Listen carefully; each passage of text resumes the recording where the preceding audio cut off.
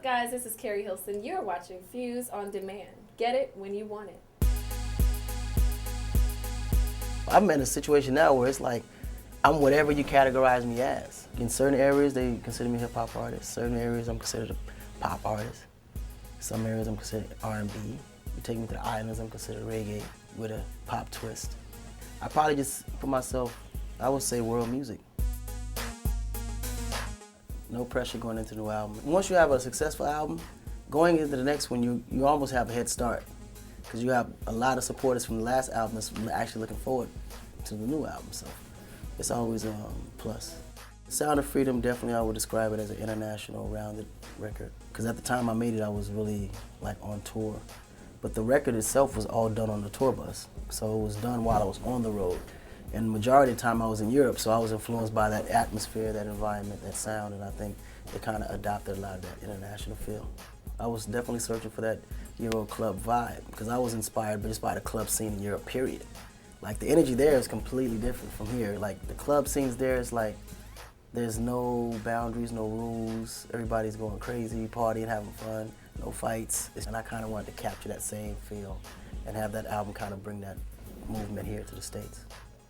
I decided to change the name from Quit It to Freedom because I think somewhere along the lines of us coming up, the movement and the message that we had for Convict itself was distorted. We got to a point where the misconception was that we were actually glorifying convicts, jail life, the whole gangster way of living, and that was never the intent. It was more so just the experience that I had to go through, and that's what changed my life for the better. So those convict bars that you hear at every record is the reminder of what it used to be and where never to go back to again. You know what I mean? Freedom to me is happiness, you know, literally. Like right now, I think I'm in a stage in my life where I couldn't be no happier.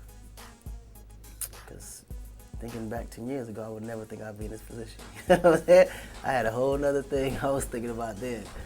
And it was not being an artist or a superstar traveling worldwide. The 3 albums were definitely a trilogy, but it became a trilogy later. When I started to realize that it's feeling like a trilogy, I just made it. You know what I mean? It wasn't never the intention though, but it's almost like chapters and stages of my life as I'm growing. I think I've matured tremendously. Learned, grew, advanced in a lot of different ways, but more so matured and a lot more responsible than I used to be. I can definitely say I grew up. This album, I think I'm most proud of the development of it. I think I pretty much came across the way I always wanted to come across with this record, and this particular record, mainly because I kind of wanted to do something that was a little bit different for what I'm doing, but still, you know, incorporated that signature convict sound to where you didn't miss it, you know what I mean? And that was really more so the challenge, like how could I do this and still stick to what I'm known for doing without it affecting the sound? And we successfully did it.